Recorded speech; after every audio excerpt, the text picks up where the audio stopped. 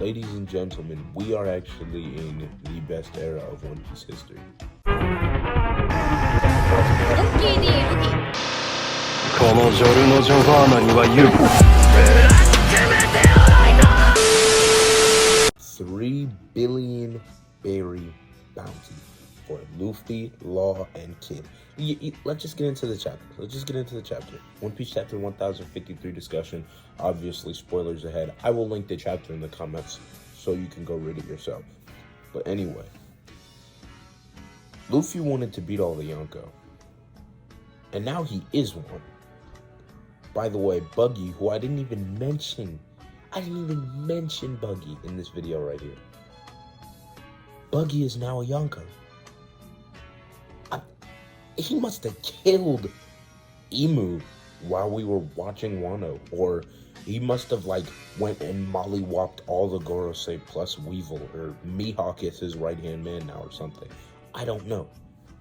But what did Buggy do to achieve Yonko state? Anyway, let's move past that. Let's break it down though.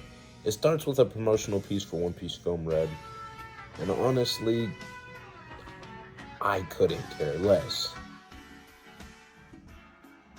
We are in what is maybe my favorite arc right now, and what might be my favorite moment of my favorite arc.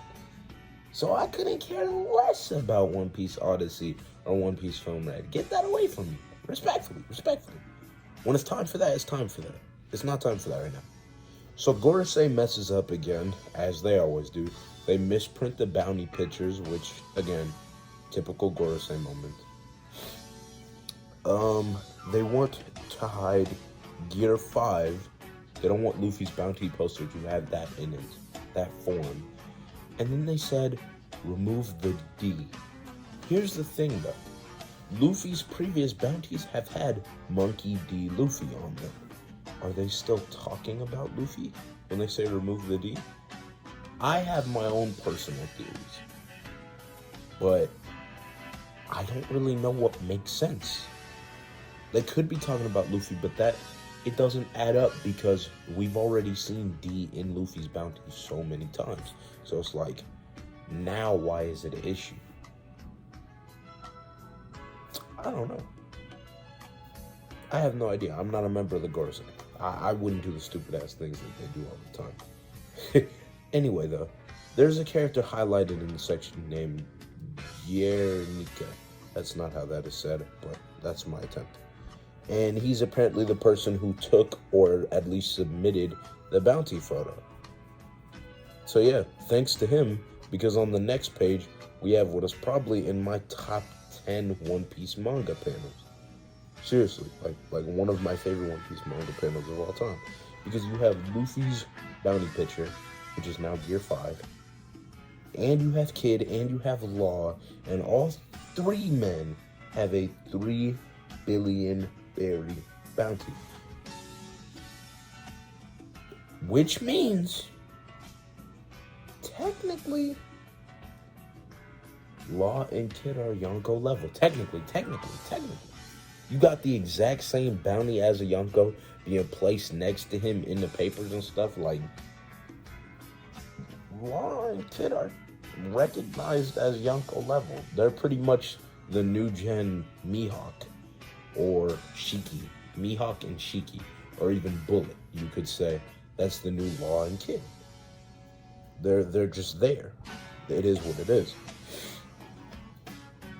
After we see this, we cut to Jinbei talking to a chef, and this is actually one of the most meaningless things I think I've seen in a manga in a long time. This is still a great chapter, but this added nothing for me. We need to make them the right dinner or something. It was kind of stupid. Then we go to Luffy and the gang eating at the festival. Yamato is there. Carrot has been MIA for all of Wano. It was not a Carrot arc. I don't see her in the celebration. Maybe I just overlooked her. I'm going to read the chapter again soon, but hey. Next, we have Robin, right? And Robin is talking to the Tengu, who is actually Oden's dad, Kozuki Sukiyaki. Robin then drops a bombshell on not just the arc, but the whole series, because it turns out that according to the poneglyph, which was back in Alabasta, Pluton is in Wano. Here's my thing. If Robin's known this the whole time, I understand why maybe we as readers didn't know, but she didn't tell anyone, because we haven't heard Jinbei mention this, or Law, or just anyone. Robin was just keeping this to herself. Makes you wonder, what else does Robin know that no one else knows? Think about it. She can read the poneglyphs. She can also tell you whatever she wants to tell you is on them. She can read a poneglyph and be like, Zoro is... How's anyone going to be able to tell her it's wrong? They can't read it. They can't tell her what's actually written there. So it's weird that she just had this information, just held on to it for so long. But then again, it's Nico Robin. I'm a forgiver, of course. We love Robin. You know, Water 7, and he is Robin. Blah, blah, blah. Green Bull appears. Read this part for yourself. I can't even do it justice. But basically, Green Bull low diffs the hell out of King and Queen and like all the remaining Beast Pirates, which I think is one of the most impressive feats in Wano. King and Queen, I would say King got high diffed by Zoro. This was a Zoro that had already been fighting with Kaido, and a Zoro that had taken attacks from Big Mom, Zoro that had fought like tons of fodder and stuff. But still, he like high diff lost to Zoro. One could even say extreme diff. With Sanji kind of mid diffed Queen. It was like a mid diff fight. I don't think Sanji tried very hard. But even then, it was still mid. For Green Bull did not, from what we saw, because it didn't show the whole fight, but from what we saw, Green Bull actually did not touch them. He literally just used his devil fruit. No fists, no hockey. He just stabbed them with his trees or whatever and washed them. So, I don't know. Is what it is, man. Yeah, Green Bull is crazy. In my opinion, this also gives the Admirals a big boost in the Yonko versus Admiral discussion. Because if one Admiral is enough to beat two Yonko commanders at the same time, yikes, Yonko. My favorite character in the series is a Yonko, and so is my second favorite. Because Whitebeard's my favorite, Luffy's my second favorite.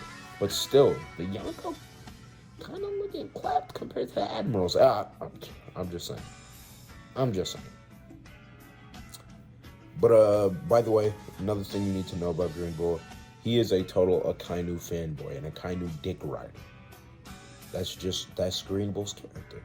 He then proclaims that his target is Monkey D. Luffy, not Nico Robin like a lot of people thought. We're not redoing the Nico Robin arc. We don't. Stop it, guys. Stop it. We're done with that. Anyway, Luffy's partying and stuff, and then Kid pulls up and shows Luffy a newspaper. And you guessed it, the new generation of Yonko are revealed. The same two of Shanks and Blackbeard, the Yonko Luffy, and the Yonko Buggy. They do not show Buggy's numbers here. We don't get an actual numerical value for Buggy as a Yonko, but Buggy will probably set a record for the Yonko with the lowest bounty ever. So, yeah, you honestly can't hate that. You can't hate on that. You really can't. But anyway, yeah, that ends the chapter and starts our 4-week break. But I want to highlight some more things from this chapter before ending this video. First, does Green Bull have a black blade?